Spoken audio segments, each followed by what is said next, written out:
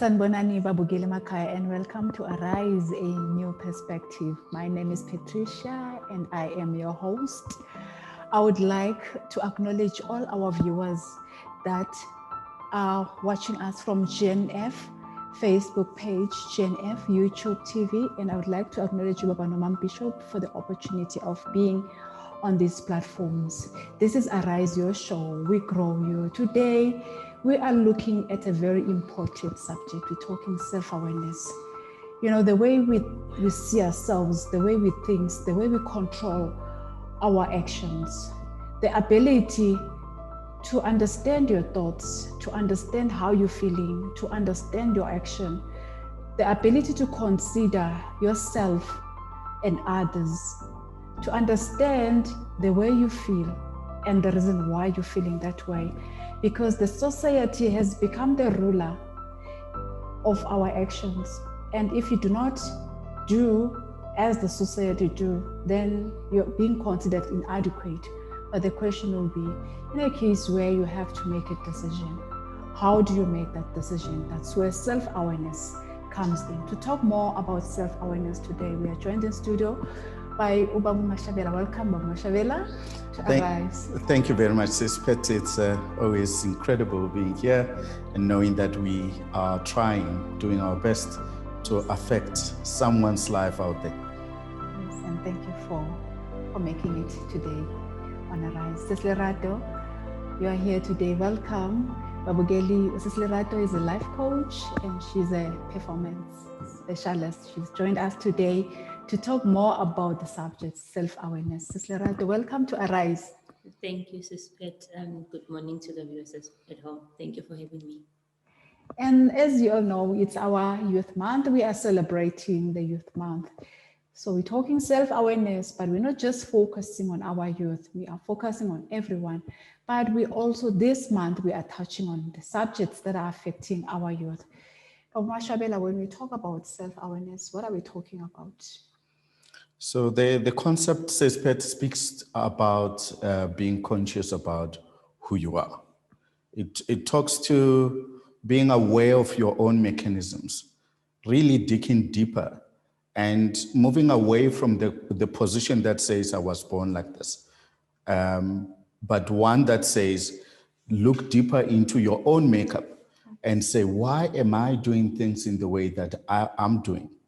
There's a lot of things that we are doing, and sometimes we take them really for granted. What makes you angry? Do you really know? Why are relations in some of our lives not really working the way that they should be working? Is it really just the fault of other people and you've got no role that you play in there? Why do you not achieve some of your goals? So those are just really some of the things that get us to appreciate the importance of self-awareness, to know your makeup in terms of intellect, in terms of emotions, in terms of values, things that really propel us to act in this or that way. Thank you, Mr. Mashabela. Sister Lerato, would you like to add anything on self-awareness, on the question what self-awareness is? Maybe just to add on what Mr. Mashabela, it's about you knowing what triggers or what are the triggers in terms of where my pain points. If you feel like this thing, when people say this to me, it triggers me. Why am I being triggered? So when we talk about self-awareness, it's you knowing yourself, knowing your feelings, knowing your emotions, what drives me, what does not drive me, what sits well with me, what doesn't sit well with me. I just add that. Thank you. Thanks, Sissy. But Mashabela, you mentioned something like to change, the way we were born. Sometimes you say, Mina, I was born like this, to change that. So now, how do you know that you must change? How do you know that now I need to change this? Because obviously it's not working for me. So let's take it at a more practical level, Sis Pet. I have a conversation with you, just as an example. Yes. And that conversation doesn't go well. It doesn't end the way I wanted it. Yes. I would have wanted it to. It happens today, it happens tomorrow. It happens most of the times when you are having a conversation with the same person. You get home, you reflect back, and you say, I did not like how that conversation went. It did not achieve the purposes that I wanted it to achieve. So clearly something hasn't gone right there. So you take a step back and say, I don't like this. What do? You stop from blaming other people and you stop from blaming yourself, but you take responsibility. And I think this is really the main thing about self-awareness. When you become aware of who you are, of the impact and the role you play in any situation, good or bad, then you start appreciating things that you may need to start focusing on. Is it perhaps your choice of words? Lerato spoke about triggers. It could be that people just say, no, I don't like it when you use words like this. I mean, I had a friend who, when he asked a question and you responded by whatever, he didn't like that. It will trigger him like you've said the most horrible word. For him, it wasn't just whatever. And you could use the word whatever in any context, but he did not like it at all. So sometimes the triggers actually also needs to be controlled to say, but it's not always what people say, but it's how you receive, how people say what they say to you, which gets to give you a position of feeling neglected, unwanted, unappreciated, unrespected, which makes you to draw insult and hurt from how you interact with people. So you need to reflect back and say, have your interactions with people always end well? You can reflect as well on a personal level. Why is it that I'm not achieving the things that I've set out for myself? And again, take a step back and ask yourself, what is the goal and what is the missing link in terms of the outcome? Do you need to change the goal itself? Do you need perhaps to change how you try and achieve that goal? Is the goal perhaps a bit too far, a bit too unreasonable, impossible to realize? So you need to actually confront yourself and take a very deep look into the mirror. But at the bottom of it is what really drives you, what values, what is your fuel? You know, cars get to be driven and to be propelled because we've put fuel in there. But for us as human beings, it's really the things that makes us look at life as something that really matters. And those are the values and principles. What drives you? You may need to go back. You don't need to become anyone new, a person different from who you are today, but you need to go back and retrace your steps and say, what are the things that matter to me? And are my actions aligned with the things that really matter to me? Thank you, sir. You are talking about reflection. Mbugeli namhlanje sithetha nge-subject very important. We are talking about is self-awareness. You are on a rise, a new perspective. You are live on GNF TV. Please like us and tune in into our Facebook page. That is GNF TV Facebook page. Please do follow us. We are talking about self-awareness. If you've missed the first part of the episode, please follow us and do tune in to our GNF TV YouTube channel. Lerato, Mashabela spoke about reflection. What is reflection from the coaching perspective? So reflection from a coaching perspective, I'll take it a step further back and say you start by doing an introspection. Yes. My relations that Mashabela was talking about, whenever you have certain relations with people, they don't end well. So you would be looking into, I had a conversation with Mr. Mashabela, it did not end well. So when you reflect, you sit back and ask yourself, what did I do? You know, what was my contribution to what's this conversation not ending well? You go have a conversation with somebody else. It also does not end the way that it's supposed or it's meant to end. You then come back and say, I had a conversation with so-and-so. the conversation didn't end well. What was my contribution towards this conversation not ending well? And you have this honest conversation with yourself in a non-judgmental space, because you can't be judging yourself to say, or maybe wanting to defend how the situation went. Yes. If this thing happens or carries on with 3-4 people, you then in your self introspection, you sit and ask yourself, I'm a common denominator in conversations that I'm having with people that does not end well. What is it that I'm doing that is right? What is it that I'm doing that is not right, that other people are saying when we are having this conversation? Because other people say, wena unjalo, you always do 1, 2, 3. Immediately it gets to wena unjalo. You sit back alone and have that honest conversation with yourself. So reflection is exactly that. You sitting back, doing introspection based on whatever it is, the situation that you find yourself in.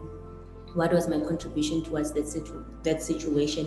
Why am I always a common denominator when there's conversations that are not ending well? Yes. Why am I always part of why am I always part of the conversations that are not ending well?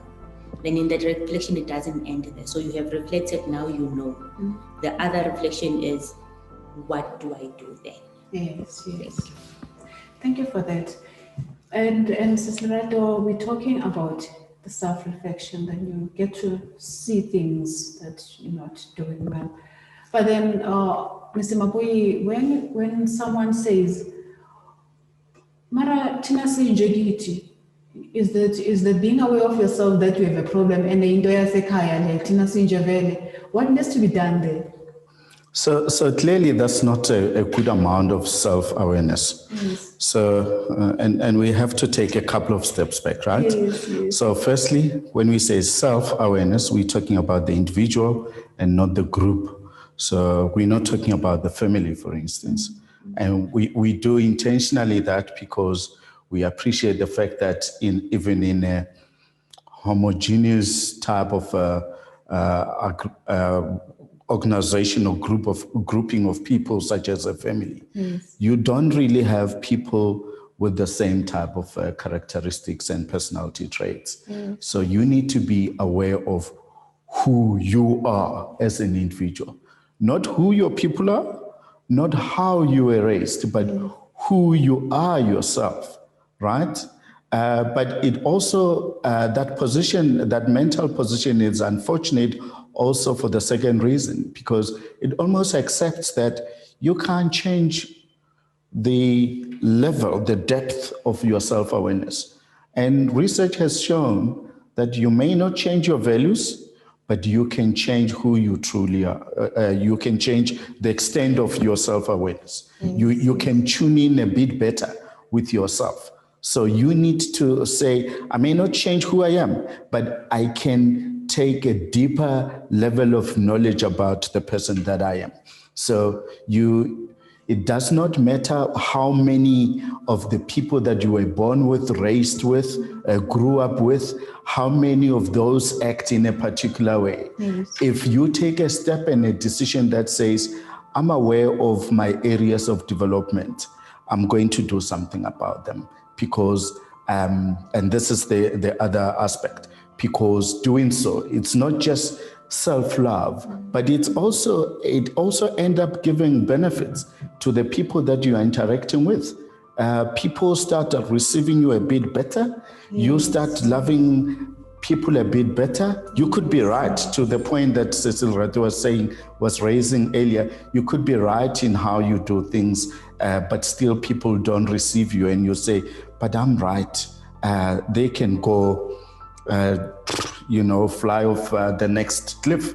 But is that really helping sustain relations in your space? Definitely not. So you may need to take a step back and say, what do I need to do to manage my relations better? When you become better self-aware, you will see, research has shown this as well, you would see that people close to you in your network, in your family, at work, in your church, will start receiving you better, because you stop judging not just yourself, but you also stop judging people closer to you. You give people benefit of the doubt because you want the same extent, the same measurement of a yardstick to be extended to you as well. You want people to say, oh, maybe he meant well. He could have missed the point on this one, but I'm sure he meant well. And I guess when you do the self-reflection, you need to be open to honest feedback, right? Oh yeah, definitely. I think sometimes if you don't reflect on your own, you could also get inputs from people that say, you could have the best of intentions in whatever you do, but I'm sorry, we receive you differently. You say this, you meant well, but that's not how I receive it. It landed to me in this way, with all the best intentions in the world. So you need to take a step back and understand that when you speak, when you interact, you don't do so just for yourself, but you also do so for the next person to say, people warm up to you if they feel like they have their best interest cared for by you. But if you just take a position that says, I don't care how they receive me, I know I'm right. And you'll be shocked, Sespet, that this sometimes happens even among people that claim to be loving each other, and they may very well be loving each other. People in family settings, people at church even, you find people just saying, I know I'm right. I really don't care much about how I'm received. But human beings are emotional beings. They are not factual beings. We're not about who's right, who's wrong. We're about how am I receiving you. And if you come to me and all you do is, I'm right, you are wrong, I'm sorry, that would not really drive the relationship healthily.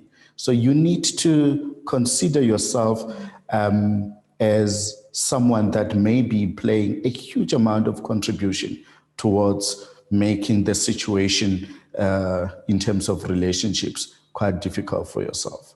And if you understand yourself better, you'll be able to understand others, right? Definitely. And I think that's really because you are empathetic towards you don't judge yourself, and you call a spade with yourself, but you are kind to yourself. You end up just saying, just the same way that I want people to judge me, I'm going to extend this. And the shocking thing is, love is such a contagious thing. Care and kindness is such a contagious thing. If I'm careful, if I'm kind towards Lerato, there's a good chance she will extend the favor. I know it doesn't always happen that way, but there's a huge chance that if myself and Lerato have not been relating that well, but she sees a change in my attitude, I'm telling you that conflict may lessen. At least either the number of conflict incidents may reduce, or the degree of the seriousness of conflicts. You may start seeing that those are diminishing as well. Only because, not because of her, but because of me. And many times we extend a finger that points out where the problem is, and we forget that we've got the power really in our hands. Thank you for that. Mbogeli, you are on Arise, and I am Patricia, your host. You are still live on GNF TV. Please like our Facebook page, tune in into our Facebook page, follow us.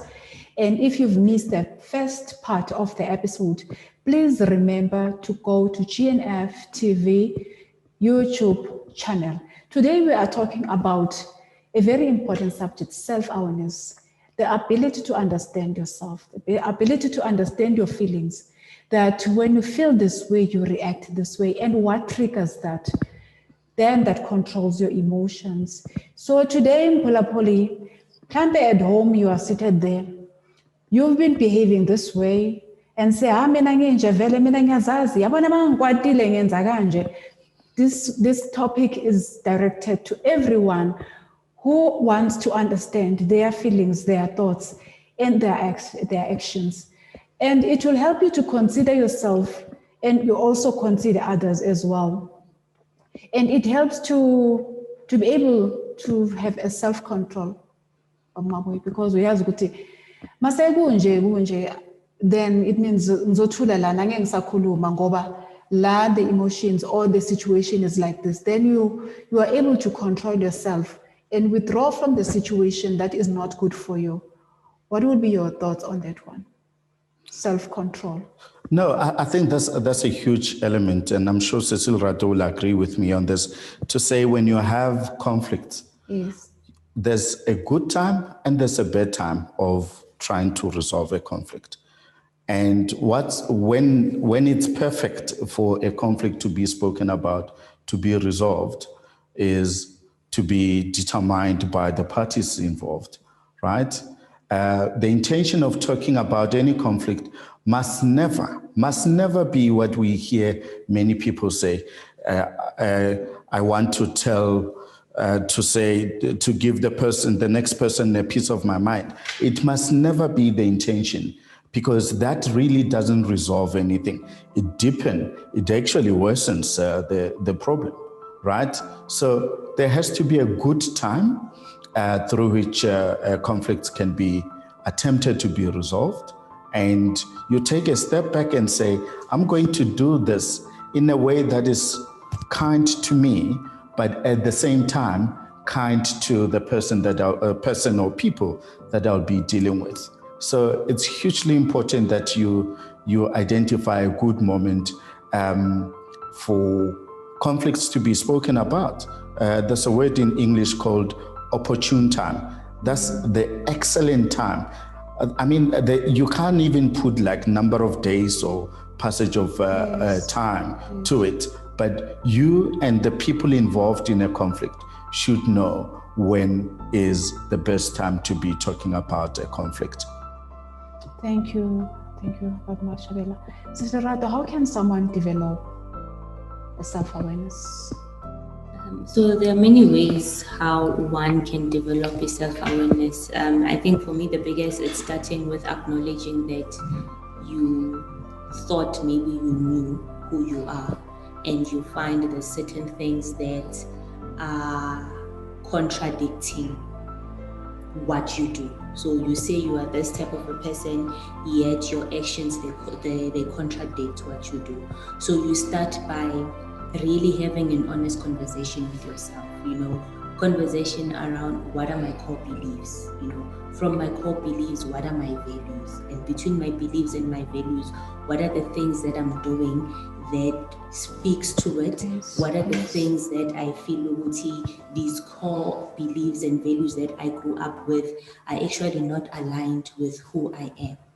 That's where you then started saying, these things are not aligned with what or how I'm living my life or the way that I want to live my life. Then it's okay to say, you know what, these things, yes, I grew up with them, but these things are really not speaking to who I want to be. Then already there's a level of self-awareness that comes in. You then take it a step further and you start journaling.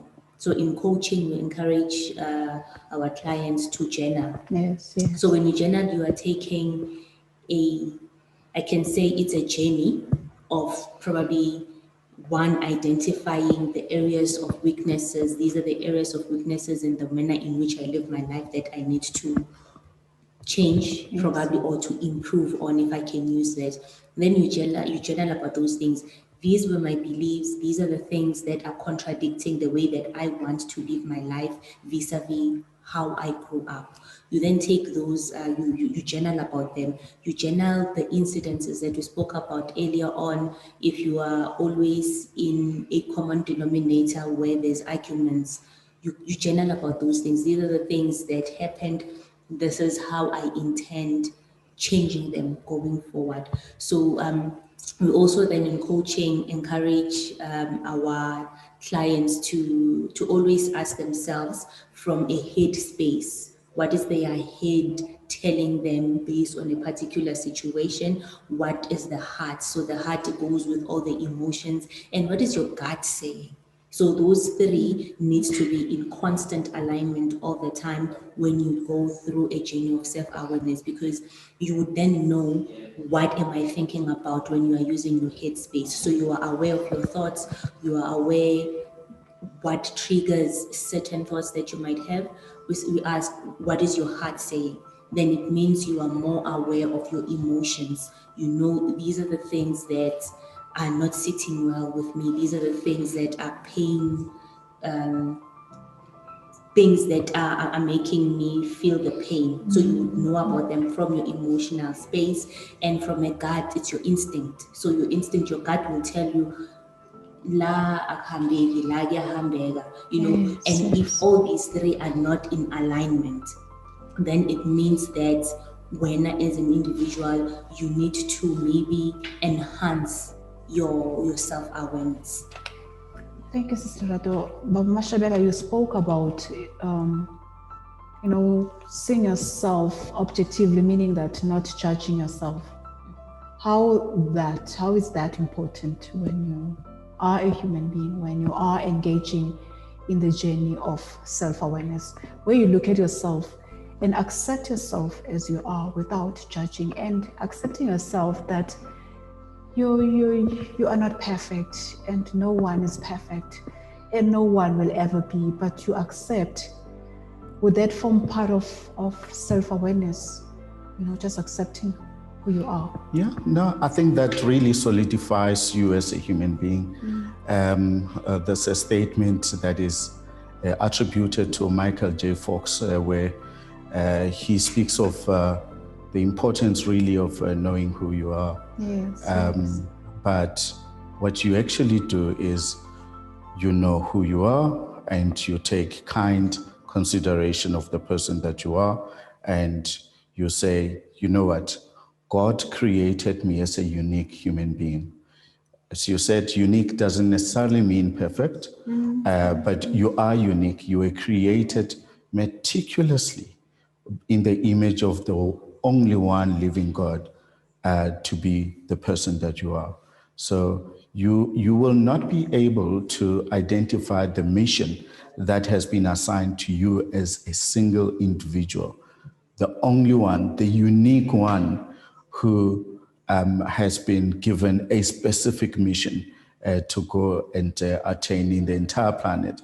If you are not kind to yourself, you need to be kind. And I think there's also a famous quote that says, charity begins at home. So you have to look out for yourself. They always say if you are in an aeroplane or if you find yourself in a sinking ship, you put on an oxygen mask first on you, and then you can, from there, you will be able to care for others. If you don't have the love, the self-love, no one else will find it easy to extend the love to you, because it just won't mean anything to you. So you need to complement God's mission by having created you and just say, I'm a unique individual, I exist, and I'm going to be loving towards myself. If I'm loving towards the self, I will find it easier to extend the love. And thank you. So you're mentioning that you accept that you're unique. My take will be you just celebrate who you are because you are unique, right? But just celebrate yourself, regardless of what has happened in your life, because it's not always where things will go your way or where things will just be fine. But there are times where there will be challenges, but you still celebrate your life. Yeah. Those challenges. Yeah, and life really happens like that. And I mean, if you look into, I'm not that old, but I mean, I had big dreams for my life, right? Yes, yes. And you can imagine being a child, and I don't think I'm unique to anyone in this regard. But you have these huge dreams that you have set out for your life, and it's not each and everything that you aspire for which will happen. And when it doesn't, it's okay. If you take a journey, I can imagine a number of practical examples as well. If you take a journey from, let's say you're moving from this province to the next province, there's many things that may happen from in between the 2 points. Many things. Some of them we don't necessarily plan for in our trip, but they happen nevertheless. We may get a puncture along the way. We may have to fill up in the middle of nowhere where we can't find a petrol station along the way. That's life. We must deal with that when that happens. And we have to find it okay to just say, sometimes we miss the mark. It's okay. I'm a huge supporter of soccer. One of my best favorite strikers in soccer, they miss penalties. Messi, just during the course of this year, Messi, one of the arguably the only, if not one of the other best soccer players in the world, missed a penalty. But what, did that mark the end to his playing career, soccer playing career? Definitely not. So you need to be kind to yourself, be able to reflect and forgive yourself. Life happens when a ball drops. There's many other balls that still remain available to be juggled. Thank you, Mashabela. Mbogeli ekhaya namhlanje besithetha nge-self-awareness. Sithetha the ability for every individual to understand your feelings, your thoughts, and your actions. In closing, we'd like to encourage you. We are saying that you are unique, but you need to embrace, your uniqueness and celebrate who you are. And you need to understand why you're doing certain things and why you're doing them. And you need to understand that when you practice self-awareness, it helps you to manage yourself better. So those are the things that I've taken from the show today, that you need to manage yourself better. You need to take criticism and learn from it and just change where you need to change. And you need to respond to Mr. Mashabela or Sister Lerato more helpful than hurtful. So viewers at home, I'm saying to you today, whatever way you're communicating, whoever you're communicating with, remember to take responsibility of your action, the way you communicate to others, and respond more helpful than hurtful. And out of everything, just learn to be your best, right? Yeah. No, definitely. Just learn to be your best. Lerato, in closing? In closing, I'd like to say to the viewers at home, it's important that we always do a self-reflection. It's not self-reflection from a perspective that you are blaming yourself or you are saying things are not well with you, and we are not saying you need to change who you are. However, we say with self-introspection, it's you being able to be aware with who you are, and also to try and manage your relationships a little bit better with other people, because so with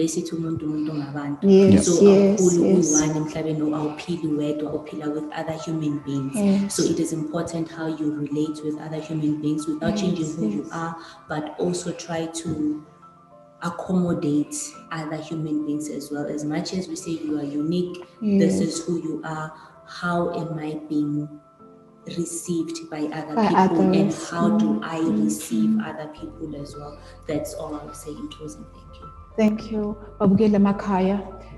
That's how we end our show today. You are on Arise, and I am your host, Patricia Ndaba. I hope you've learned from this show, because once you are aware of yourself, you're going to focus more on your strength.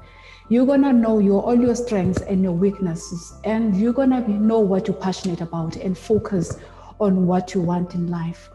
You must enjoy your day. Tune in. Thank you and bye.